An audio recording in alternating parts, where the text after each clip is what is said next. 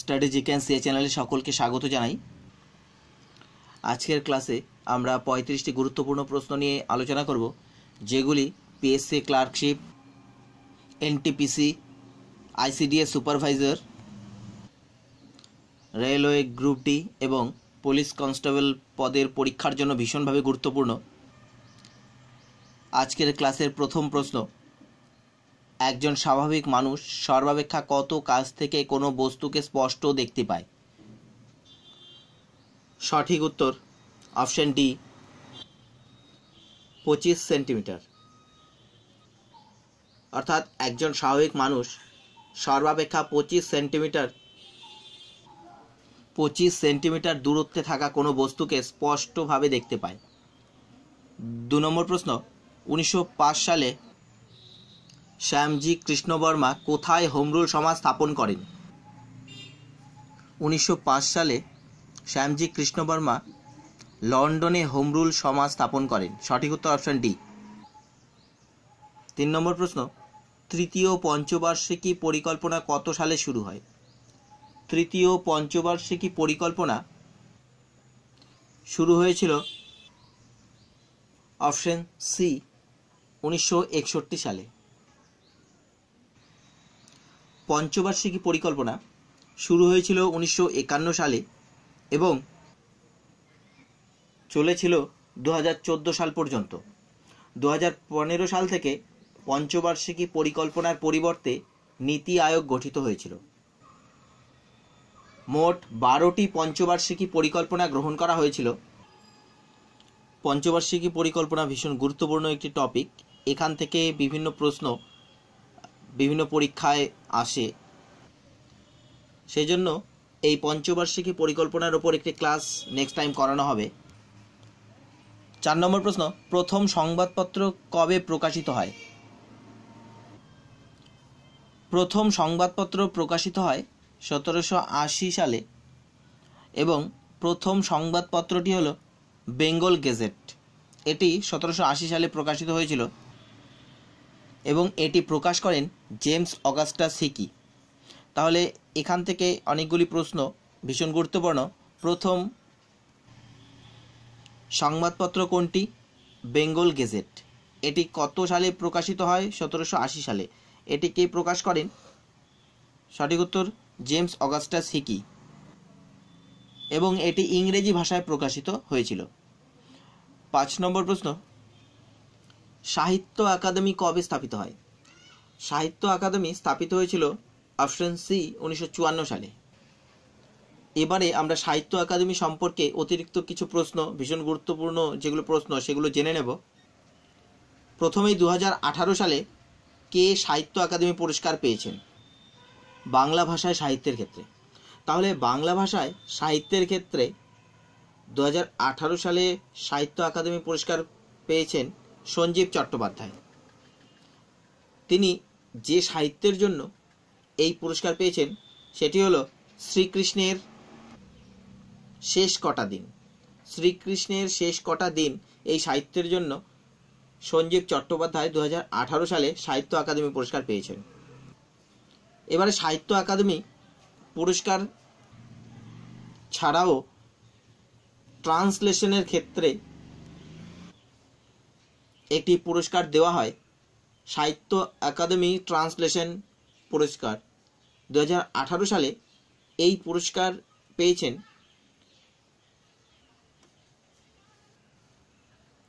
মবিনুল হক। ভীষণ গুরুত্বপূর্ণ মবিনুল হক। তিনি একটি উর্দু বই বা উর্দু গল্প ট্রান্সলেশন করেছিলেন। সেই উর্দু গল্পটির নাম লিহাব অ্যান্ড আদার স্টোরিজ। এটিকে তিনি বাংলা ভাষায় ট্রান্সলেশন করেছেন এবং নাম দিয়েছেন লেপ ও অন্যান্য গল্প। তাহলে ভীষণ গুরুত্বপূর্ণ মবিনুল হকের নাম। তিনি ট্রান্সলেশনের ক্ষেত্রে সাহিত্য আকাদেমি পুরস্কার পেয়েছেন। তিনি যে বইটি ট্রান্সলেশন করেছেন তার নাম হচ্ছে লিহাব অ্যান্ড আদার স্টোরিজ। এটি উর্দু ভাষায় লেখা এবং এটিকে বাংলা ভাষায় ট্রান্সলেশন করে সেই বইটির নাম দিয়েছিলেন লেপ ও অন্যান্য গল্প, ভীষণ গুরুত্বপূর্ণ। পরের প্রশ্ন, বুদ্ধচরিত বইটি কোন ভাষায় রচিত? বুদ্ধচরিত বইটি সংস্কৃত ভাষায় রচিত এবং এটি রচনা করেন কনিষ্কের সভাকবি অশ্ব ঘোষ। 7 নম্বর প্রশ্ন, নিচের ব্যক্তিদের মধ্যে কে কখনো স্বরাজ্য দলের নেতা ছিলেন না? নিচের ব্যক্তিদের মধ্যে চিত্তরঞ্জন দাস ছিলেন স্বরাজ্য দলের president. Option B, Motilal Nehru ছিলেন স্বরাজ্য দলের সম্পাদক। এই ব্যক্তিদের মধ্যে অপশন ডি, সি রাজা গোপালাচারী স্বরাজ্য দলের নেতা ছিলেন না। স্বরাজ্য দল প্রতিষ্ঠিত হয়েছিল 1923 সালের 9 জানুয়ারি। 8 নম্বর প্রশ্ন, ভাগীরথী ও অলকনন্দার সঙ্গম কোথায় হয়? ভাগীরথী ও অলকনন্দার সঙ্গম হয় অপশন ডি, দেবপ্রয়াগে। 9 নম্বর প্রশ্ন, দেশলাই বাক্সের গায়ে কোন মৌলটি ব্যবহৃত হয়? সঠিক উত্তর, দেশলাই বাক্সের গায়ে ফসফরাস ব্যবহৃত হয়। রেড ফসফরাস দেশলাই বাক্সের গায়ে ব্যবহৃত হয়ে থাকে। 10 নম্বর প্রশ্ন, ভারতে সর্বপ্রথম কোন সুলতান তামার মুদ্রা চালু করেন? ভারতে সর্বপ্রথম তামার মুদ্রা চালু করেন অপশন এ, শেরশাহ। তাহলে তামার মুদ্রা চালু করেন শেরশাহ এবং স্বর্ণমুদ্রা চালু করেন ইন্দো গ্রিক রাজারা। আর স্বর্ণমুদ্রার প্রচুর পরিমাণে ব্যবহার করেন কুষাণরা। ভীষণ গুরুত্বপূর্ণ দুটি প্রশ্ন। 11 নম্বর প্রশ্ন, কোন সুলতান গুলরুখি ছদ্মনামে কবিতা রচনা করতেন? গুলরুখি ছদ্মনামে কবিতা রচনা করতেন সিকান্দার লোদি। Option A. 13 নম্বর প্রশ্ন, পশ্চিমবঙ্গের কোন জেলায় জনঘনত্ব বেশি? এখানে অপশনে রয়েছে পুরুলিয়া, বাঁকুড়া, দার্জিলিং, জলপাইগুড়ি। দুঃখিত, এখানে প্রশ্নটি হবে জনঘনত্ব সর্বনিম্ন। সঠিক উত্তর হবে অপশন এ, পুরুলিয়া। 14 নম্বর প্রশ্ন, বোকারো স্টিল প্ল্যান্ট কোন দেশের সহায়তায় নির্মিত হয়েছে? বোকারো স্টিল প্ল্যান্ট রাশিয়ার সহায়তায় নির্মিত হয়েছে। সঠিক উত্তর অপশন এ, রাশিয়া। 15 নম্বর প্রশ্ন, ভারতের বৃহত্তম উপহ্রদ কোনটি? ভারতের বৃহত্তম উপহ্রদ হল চিল্কা। এটি উড়িষ্যায় অবস্থিত এবং এটি একটি সল্ট ওয়াটার লেক। তাহলে largest salt water lake Chilka, largest fresh water lake হলো উলার, যেটি জম্মু কাশ্মীরে অবস্থিত। আরেকটি গুরুত্বপূর্ণ প্রশ্ন, সবচেয়ে বড় ম্যানমেড লেক অর্থাৎ মানব নির্মিত হ্রদ হলো উত্তরপ্রদেশের গোবিন্দ বল্লভ পন্ত সাগর। গোবিন্দ বল্লভ পন্ত সাগর হলো সবচেয়ে বড় মানব নির্মিত হ্রদ, যেটি উত্তরপ্রদেশে অবস্থিত। এবারে 21 নম্বর চলে এসেছে। যাই হোক, আমরা এটাও করে ফেলি। সুবর্ণশিরি ও ধানসিরি কোন নদীর উপনদী? সঠিক উত্তর, সুবর্ণশিরি ও ধানসিরি এই দুটি ব্রহ্মপুত্রের উপনদী। এরপর 16 নম্বর প্রশ্ন, কুকি উপজাতির বাস কোথায়? সঠিক উত্তর, কুকি উপজাতি দেখা যায় মেঘালয়ে। Option B. 17 নম্বর প্রশ্ন, মডারেট দলের নীতিকে রাজনৈতিক ভিক্ষাবৃত্তি বলেন কে? সঠিক উত্তর অপশন ডি, বাল গঙ্গাধর তিলক। 18 নম্বর প্রশ্ন, সিভিল সার্ভিসকে ভারতীয়করণ করেন কে? সঠিক উত্তর, সিভিল সার্ভিসকে ভারতীয়করণ করেন অপশন সি, লর্ড লিটন। 19 নম্বর প্রশ্ন, কোন ভিটামিনের অভাবে পেলেগ্রা রোগ হয়? সঠিক উত্তর অপশন সি, ভিটামিন B3 এর অভাবে পেলেগ্রা রোগ হয়। 20 নম্বর প্রশ্ন, সাতপুরা পর্বতের সর্বোচ্চ শৃঙ্গ কোনটি? সাতপুরা পর্বতের সর্বোচ্চ শৃঙ্গ হল অপশন সি ধূপগড়। 21 নম্বর প্রশ্ন, ভারত ও ভুটানের সংযোগকারী সীমান্ত শহরের নাম কি? Option A Siliguri, option B Gangtok, option C Jalpaiguri, option D Phuentsholing. অবশ্যই তোমরা এটি কমেন্ট করে উত্তর জানাবে, নেক্সট ভিডিওতে আমি এর উত্তর বলে দেব। 22 নম্বর প্রশ্ন,